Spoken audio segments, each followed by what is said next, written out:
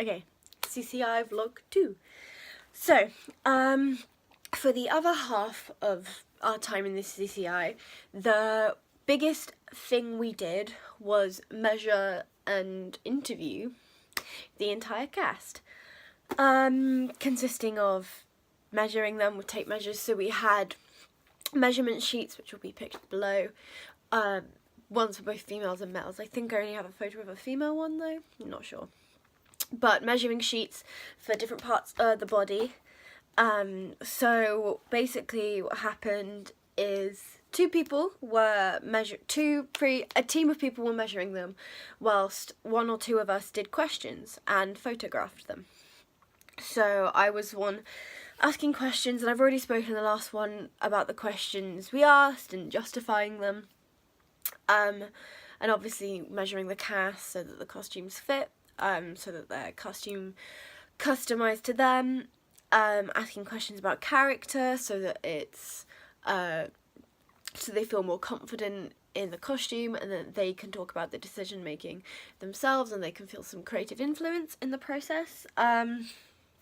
Also, once talking to everyone and figuring out allergies, what sort of skill set they have as well, like asking some makeup-y questions a little bit, not too much, just asking like how confident they are applying makeup, if they're allergic to anything, stuff like that. So aside from measuring, we did deeper research into our teams that we had already given. So I did lots of deeper research into tribal pain, like I said before, into the deeper meanings behind it. So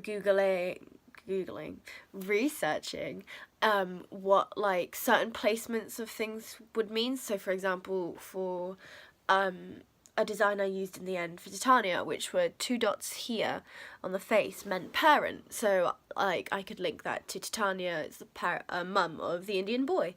Or things like warrior chief for Oberon, to show that he was only in charge of someone because they were at war, because they were fighting with Titania.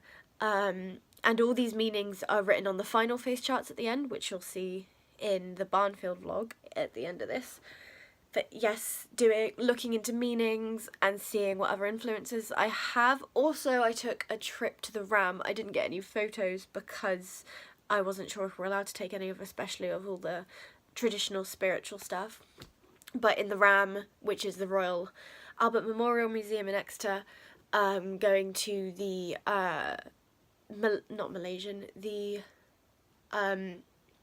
new section that they had opened for India and Africa. So looking at Native American things, looking at Native Hawaiian things, Polynesian, but also religion in India, and seeing what patterns and structures I could take from there. So looking into the tribal paint, but also I started looking into theatre usher, looking into like what figures I could give her, how I could translate the uniform of an usher to denim.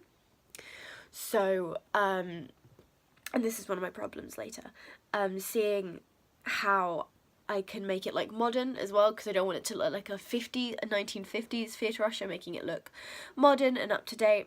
And then also figuring out what shapes I could use to make sure that that character still has power, because it's Polly Quince who is the leader of the mechanicals and also plays Thisbe's father in the thing, but in the end of the show she ran the music as well. So very much in charge. So I wanted to put her in a costume that gave her a really powerful figure, as Nige requested.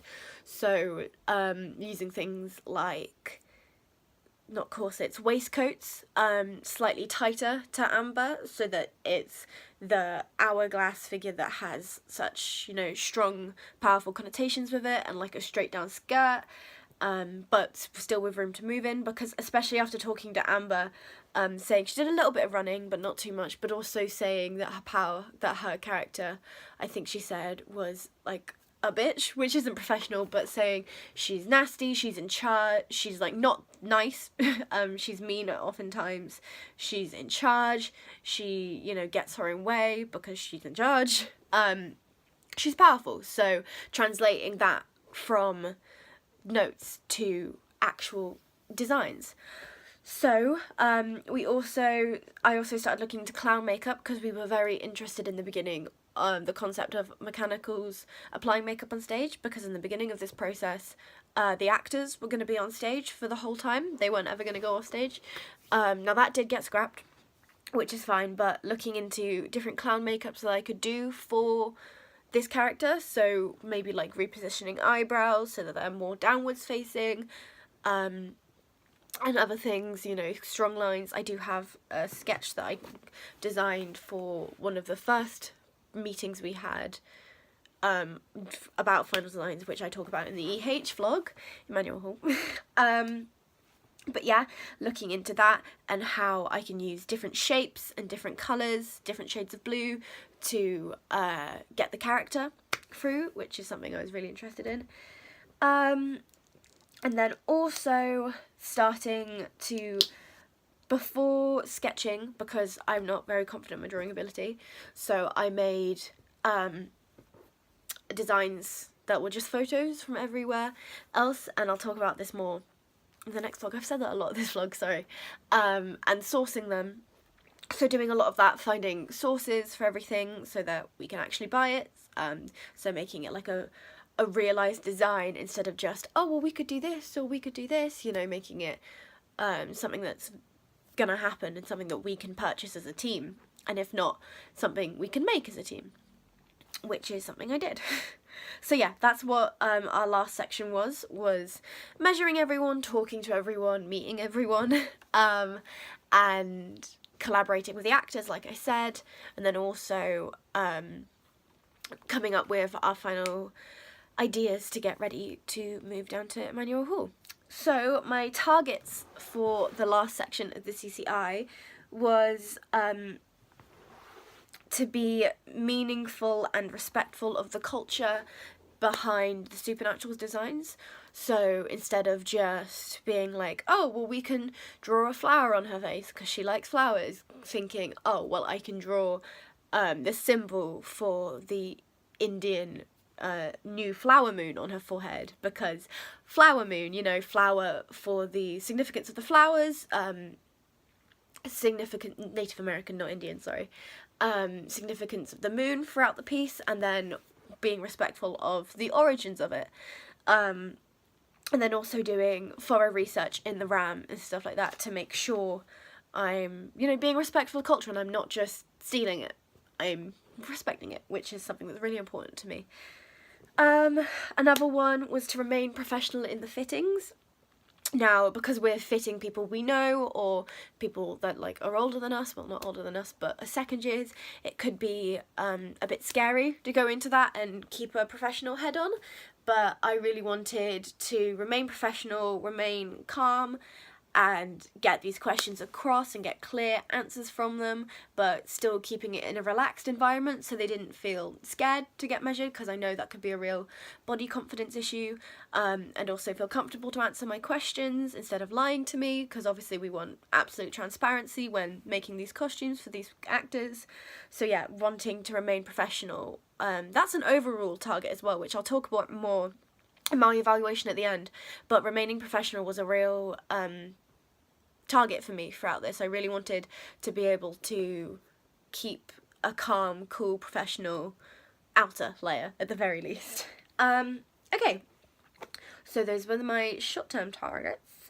And then for problems, this section, we had a couple actors uncomfortable with being measured in front of everyone, and being photographed in front of everyone, and how they looked in their photos. That, I mean, obviously only for costume eyes, but that, once again, a really valid concern. We don't want to like dance around the actors and make them feel like they're, you know, they can have anything they want, but also making sure that they're, you know, comfortable, because otherwise they're not going to feel comfortable enough to talk to us if there's a problem with their costume or a problem with their makeup. So for actors who were uncomfortable with being measured in the same room, we took them out of the room with a small team of everyone they were comfortable with. Before I asked any questions to them, I'd say, you can choose not to answer to me, you can choose to have someone else ask you the questions, or you can just not answer any of them if you don't want to answer them, or yeah, so that's keeping professional.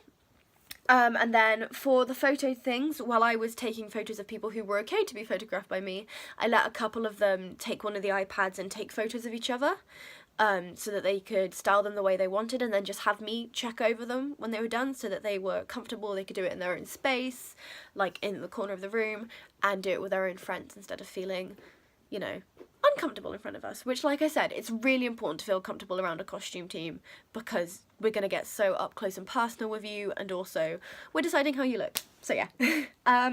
One more problem was with the usher research. I found that when looking into theatre ushers, they looked very much like cinema ushers, with like the hats with the bands around them, like pillbox hats, and like waistcoats and shirts. And whilst that's the design I ended up going for, I didn't want it to look old, so modernising the shirts with the concept of denim patches, and having the denim waistcoat and using different patches to put on to also give it that make men do vibe as well from the mechanicals. So yeah, and also looking into, instead of just being like ushers, looking into from when I've seen shows before, from how I know ushers to look, and researching. I actually ended up finding a musical about theatre ushers, so yeah, researching into that and seeing how I could translate it into denim and keep it to the modern audience instead of looking, and also not looking like a Halloween costume. Wanted it to look realistic and real, obviously. So yeah, as a whole, our second section in CCI was a lot of different things all over the place instead of unified as a team. And whilst I definitely still say we worked really well as an ensemble, we certainly saw that when measuring, you know, being able to bounce off each other, being able to be flexible. Oh, yes, another one. Another problem we had was some actors weren't available for the original fittings or needed to be measured again. So we came up with a team, like people who could go down to Emmanuel Hall, drop things off that needed to be down there, and also measure people while we were there. As long as we had one person to question ask and one person to measure, we'd be fine. So yeah, working as an ensemble to make sure we all could do that, and we were all flexible around that, and also coming together as a team to keep that professional front in front of the actors, because whilst they're our friends, we still can't be stupid and professional, like I've been saying this whole time.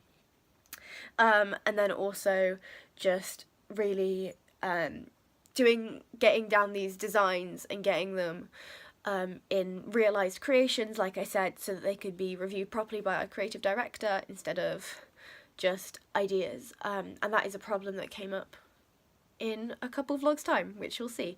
But yes, that was CCI week 2, I keep saying weeks, section 2 vlog. Woo!